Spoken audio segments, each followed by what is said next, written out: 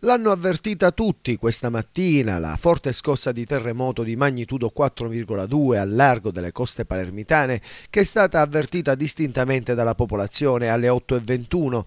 Nel capoluogo numerose persone sono scese in strada, mentre scuole e uffici pubblici sono stati fatti evacuare per precauzione.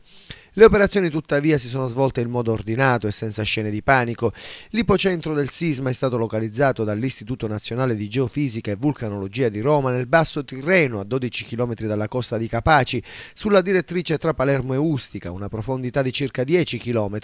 Una zona diversa da quella che in passato è stata al centro di movimenti tellurici di rilievo. Una replica di minore intensità di magnitudo 2,4 è stata registrata qualche minuto dopo, alle 8:44. Secondo gli esperti si tratterebbe di una scossa di assestamento. Il terremoto, spiega Alberto Michelini, funzionario della sala sismica dell'Istituto di Geofisica e Vulcanologia, è avvenuto in un sistema di faglie a mare relativamente nuovo rispetto a quello più spostato verso nord-est, dove nel settembre del 2002 si registrò una violenta scossa di magnitudo 5,2. In questo momento stiamo analizzando il meccanismo focale relativo alla modalità di rottura, che è stato di tipo distensivo, quando cioè due zolle si allontanano e si registra un rilassamento, l'opposto di quando le faglie si scontrano e si verifica un movimento di tipo compressivo, che in genere avviene più a largo e in profondità maggiori.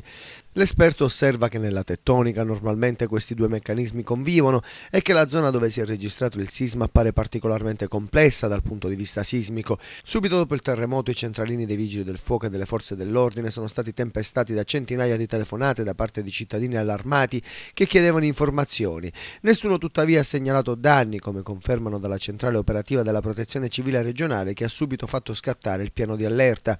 Anche le squadre dei vigili del fuoco sono rimaste sostanzialmente ferme in attesa di interventi che non ci sono stati.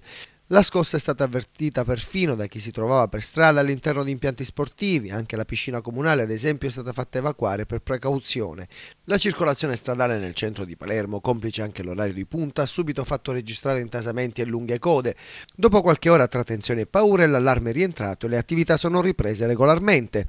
Infine, una terza scossa di terremoto di magnitudo 3,1 al largo della costa palermitana è stata registrata alle 11:45 dai sismografi dell'Istituto Nazionale di Geofisica e Vulcanologia di Roma. L'ipocentro è stato localizzato tra Palermo e Ustica, nella stessa zona dove questa mattina si erano registrate le altre due scosse di magnitudo 4,2 e 2,3. Più che altro una sensazione come se passasse un camion proprio dentro casa, questo. Mia madre abita all'8º, invece lei l'ha sentito molto forte. Forte, io ero in bagno, è come se fosse stato a varie riprese, effettivamente pesante.